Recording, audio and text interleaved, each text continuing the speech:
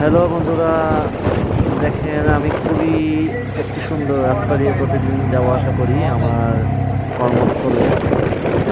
আর আজকে ওয়েদারটা মেঘলা।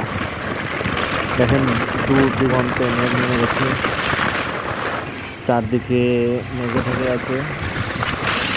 দুই পাশে দুই পাশে হাওর হাওর বিস্তীর্ণ এলাকা।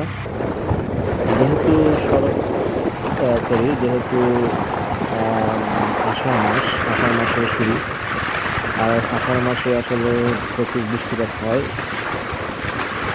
দুই পাশে বিস্তীর্ণ হাওর, এবং হাওরে দেখেন হাওর চারপাশে হাওর, এবং এখানে একটি সুন্দর একটি রাস্তা, দূর দিগন্তে মেঘ, কোনো কিছু দেখা যাচ্ছে না।